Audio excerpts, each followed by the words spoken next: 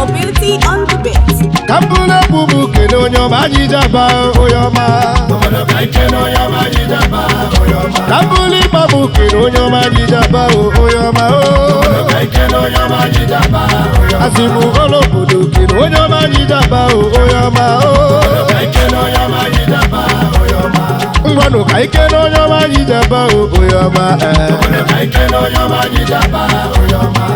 Yeri ba umi bona bemebua. Ekene ndonyi ba. Keronye buga ba onye manjebibo. Adewano munefu. Ajali wo bako bagote weke. Dejire muwenu bamune muweke. Yebu mbilika mune tiri chuku. Kaje kereze onyim. Onye kamune tiri ba. Onye kamune tiri buwa. Ekene onyoma jijaba oyoma. Ekene onyoma jijaba libo. Onye kamune boyfriendwa. Obu chief Nze Ikechukwu Wanamadiye. Akunde mota oyoma. Akunde mota namani. Ikingdom no kingdom biakeneli. Utaliana biandilo. Utali biakene na luwerubo. Utali wano no nyoma jebibo nakata. Biakene biadidemo. Ogantoka ogamanucha. Ogala jibe ya na jelozi. Ubelu mombe jina mekene. Ufuwe jimalo bodo nekene. Aderesa abani no ya dirihima. Ogala ya wele piane liye no namu kerebele. Yakene biamalu mebudimba. Kankene ziyojim. Ibakene ndaji jaba oyoma. Ibakene ndaji debi babiyo. Hada. Kambule bubu kene ndaji jaba mba ndoma o. Kambuli babu kene oyaji jaba o oyoma o. Mbodo kaibule buni kene ndaji jaba o ndoma Mabule fili ndoji muro ndaji jaba mba oyoma o. Yeyi onige nuwa. Akunde mota baba. Nabugi shibubule wipa. Kanjezu teme waka. Onye kamune pudifa. Onye kamune tilipa. Nabugi shibuke nojige. Nabugi ojigi happy birthday oyoma. High Chief Prince Igwesi na mekeregi. Ikemba wanu danuku. Igwesi happy birthday oga. Many monyezu papa mo. Asimoya dirima. Ezonyimoya dirima o. Tekeno nyanyi jabamba oyoma. Igwesi happy birthday. Opantu nenundu. Diga dikwandu kaka mune pue. Diga dikwandu mi fenchelugi nenuwa. Izutu umugi gazu kwai. Imeni ilu diga menema. Imena zu diga meneko. Akari eke mega bungozi. USA Igwesi. The former member representing Kanu West and Kanu East. Oyoma biadolo nubo oyoma. Ugo wano gono go biakeneli. Kono gaji nguno nekene monabuko. Aibala ndimeri feba bobo. Bibu wano no bofya. Bibu wano biakeneli. Ebu bedike di shosana. Ikemba jadi libo. Happy birthday to you, Oga. Mbaka imalundi noma o. Mbaka imalundi believe boboli. Mbaka ikene ndi believe bobo. Asi babu kana. His Royal Majesty Igwe. Siya. Nama mazembe liriba. nọkwa n'ụlọ maka ụwa n'ọfụ maka kingdom Igbo gilisi Igbo papa Igbo mere enyi ya Igbo mere enyi bịanyere Igbo Igbo mere enyi nwa n'ọfa kụneze ndeke yiri Igbo Ogilisi Igbo bụ ihe lie Ogilisi Igbo bụ anụmegwu ekelumegwu dị mma n'Igbo m ka m na-etinye Ikemba ọ bụ Council of Traditional Rulers na bakene gị ọga ndị ọga onye obodo Mandela ọzọ Igbo ọdụ ezubikọlọbịa hụ Ogilisi Igbo na bekere yi papa ka mgbugbere egwu m kere odogwu ka mgbugbere egwu m kere ojibo ka mbuli ịgba m wee kere odogwu His Royal Majesty Igwe godi mmadụ onye ọma Bogu nwere ofu mbọ Bogu nwere ofu mbọgụ Nenu Bogu nwere ofu mbọgụ kingdom Deputy Chairman Enugu State Council of Traditional Rulers obi agbalụbe Ejima N'ebe bụrụ egwu m kere odogwu onye ọma Igwe na-ekene m Igwe na-ekene m ihe ọkọ ihe obi Igbo ihe ọba abụọ ya sikwa m ọbịarụ n'onye abịagburu ya ọ na-ebe mkpukpe fụrụ ya n'azụ akụnne m ụtọsi bukene ndọyi bukene echi sensi nchukwu nna m nni na mụ kpọrọ ya ọka Odera wanu nekene mo Alụsị egbafu na n'aka n'okpukpe Nekene m egbalụ megwu dị mma Ihe okoko Odera ndị Igbo bịa keneri Alụsị egbafu onye oge dịrị mma Onye nnukwu ji dị ebube odera Dị egbalụ megwu Igbo m ka mbe tiri Chukwu Odera we na alụsị ebe rapọ Alụsị ebọfụ bịa kene bịa gbalụme ọkwa gị bụ the father founder Odera Helping Hands Foundation bịa gbalụme egwu ọga ndị ọga jegere melụm ife n'oluwere ugbo okike ayọlọ gị jọba mama m ọkpọlụ m ọga His Royal Majesty Igwe Aloysius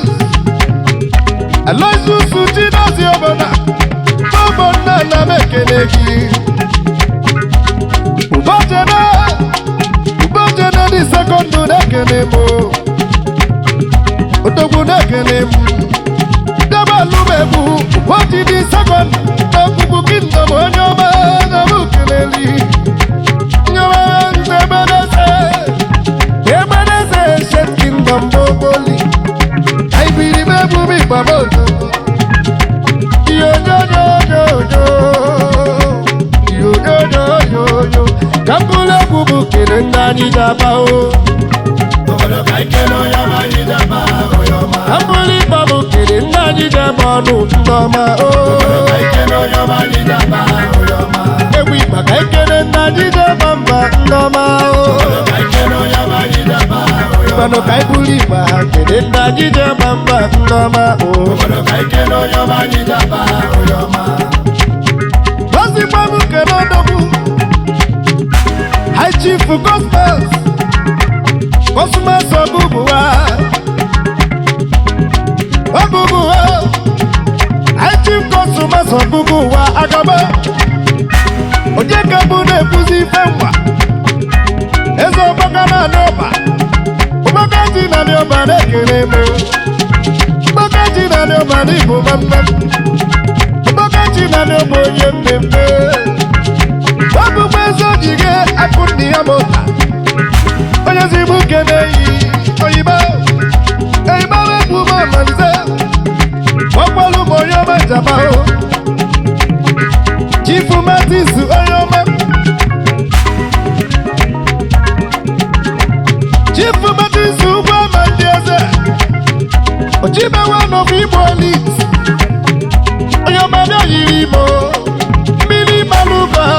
bugalu mili maluka sago bugalu mili maluka sago bugalu kabano be amalu be budimma baji bi akene be amalu be budimma kakeno nyo manjaba onye kamurepu eze chupu netu Subito Spiti wana mani Emeje amego na China Ezamani na Mekerei Ezamani kromalu na Dubai Yakene mya malu begudim Yakene mya tela Malaysia Yakene mya tela Ibo Chukolo Bakene ntani jaba okoyoma Ija Amala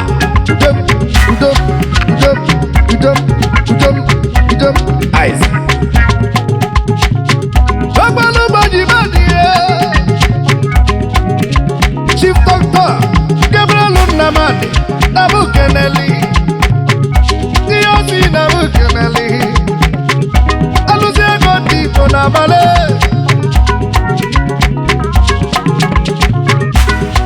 Gondi Bodesia, Diosi Wanamadi Kenemo, Ichama CEO,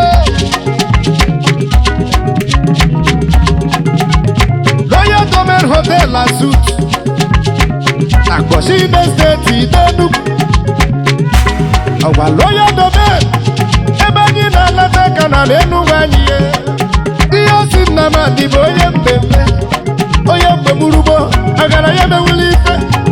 Odogu chebi po kwa wana maniye Diyosi ya nakene mo Diyosi na mani na mekene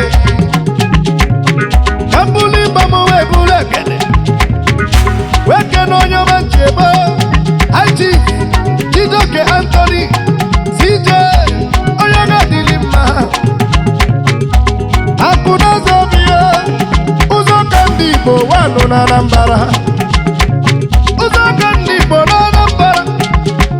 Akajofona mukeneli Akajofona tohanu nakaba CEO Tony's Global Company Limited Nakaba Yakene bia malume budima Akwakata akije melisono Happy birthday to you, Oga. Many more years to you, Oga. Magame budima, Bawa Mali Seribe, Magame budima, Iteluwi Pamo, Yajine Bumo, Yajimo. Akunde Moto Nyoga Dilima, Pakisi Bubula Bubukene, Chief, Honorable Barista. Kenoke mwana mekerei Ojado groba na kanulandi Namu pakwali The former mayor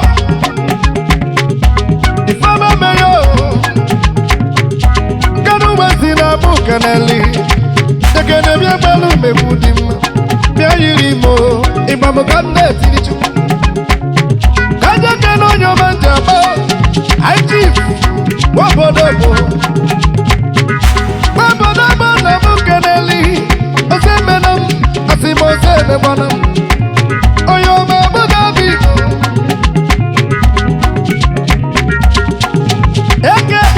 Akoye wetaluwa Akoye wetai weli asoria Siyaso Na yadirigima Siyaso Na mekenei Ejibabia no malumewu Ejibabia no malumewu Pakisi mukenelo lai Mukenelo gasa wanyidima Amalo bidia Lalo bisis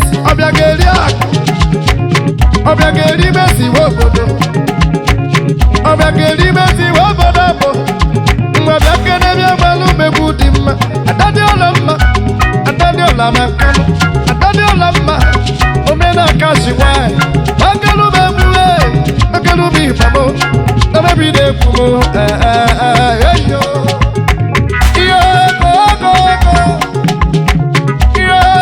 go Kambula bumu bawajiba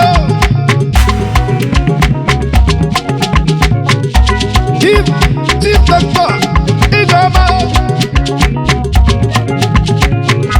Ijoma weji bia keneli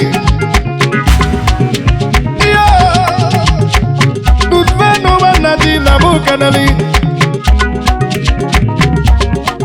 Bizenjo chilo na wanyi na mukeneli Adakano kubweze bia yiribo Divanda Adakano ndi uno na ndi ako Omanda burodo na nenu banyiye Adadi olama bakene manu mebu Adadi olama na amani bia keneli Nakano kubweze rigadiye Iye kuwa Dadi libabu Tabalu mebu Dadi nabu Dadi nabu Dadi mebu Mebu mebu Netili chuku Iye koko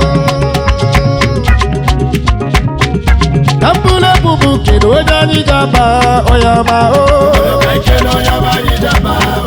Kambule bubu kino wejani jaba o ngoma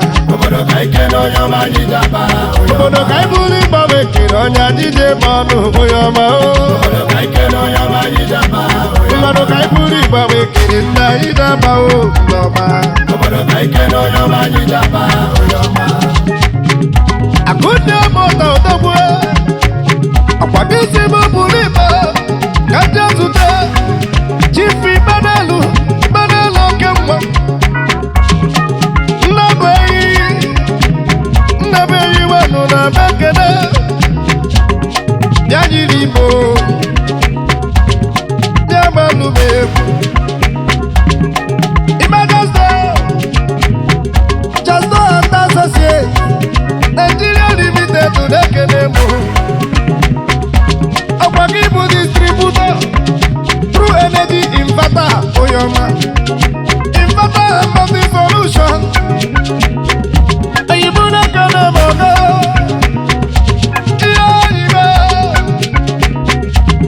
Distributor Amazon solar battery na mukeneli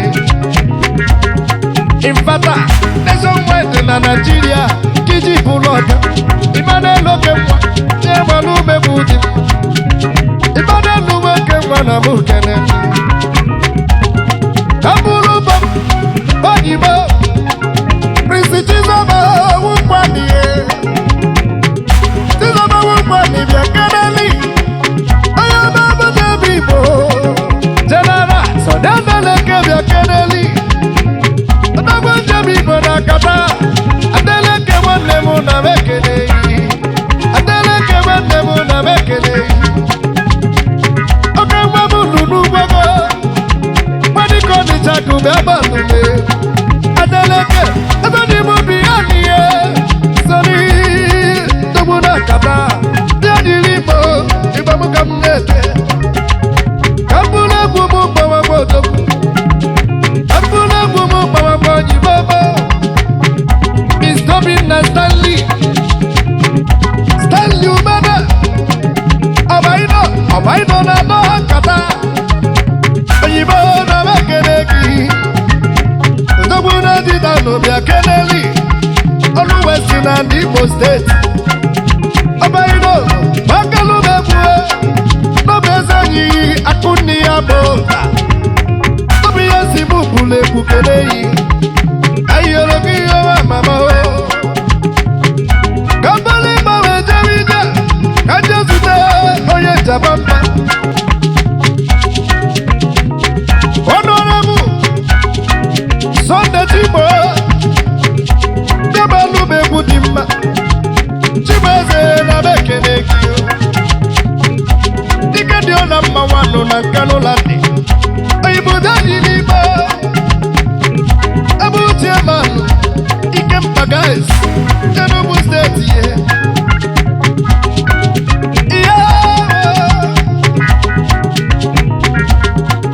Nano yendi ama diji debube Kili woye nama diji ema Odogu jemibo Sandeju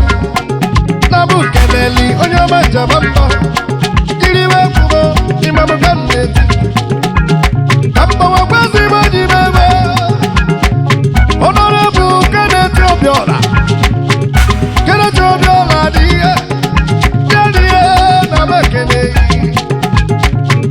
Awa badi na mekene Awa badi na kubana Bada menona sudekene Bada menona Koda kubita Dekene mo Ayama wene bibo Kenneth Obiora Dabalu mebu na mijele eboma Aba kunya mota keregi Kunya mota sibu keregi Kambula bobo bawa dobu Mazi Ujabu bikebya ilibo Senchibai Oyoga dilima Senchibai kinu zomba Zombe dilimo state CEO External Hospitality Trading and Constructing Nakata Aluze jibwa kobi yakeneli Yakena malume mudima Iyo bide kume mama Iyo bide kume malise Iyo loki yo mama mamuwe Iyo loki yo mama mamuwe Ya yiri mebuama Ya yiri Ya yiri mebuama Ya yiri Ya yiri yokoko Akonya mota Tokwa Oyo mamu jebi kwamo Nnukwu mmadụ nnukwu alụsị Dịba n'ọnụ mmadụ bụ kwọrụ chukwu Mmadụ bụ chi ibe ya o Ka ikiri iwe gburu ụbọdị mma Ka ịgbarụ iwe gburu ọdịba Ihe ọkọ Ihe bụ ijire Ihe jire bụ Akpụlụ egwu bụ kere onye anyị ji aba mba onye ọma Akpụlụ egwu bụ kere nna anyị ji aba mba ndị ọma o Olobodo ka ikere nna anyị ji ebe ọnụ baba Akpụlụ ịgba bụ kere nna anyị ji aba ndị ọma Daddy oge gbode Ụbọchị abụlụ nwoke na Kamụrụ ibe ya imerụgo Agba nwoke ya bụrụ nwoke Maka na omume ka na-eme n'ọgaranya Na amụ eze agba Ịma na di ya aza eze azọ n'ụwa anyị Isi ga-echi eze ga-echi lili eze Ka njọ na-ama mkpụlọ n'ụgbọ A na-edizi ga-ebu eze n'ihu Akụdị moto n'ọga dịrị mma Akụdị moto n'okwu je magara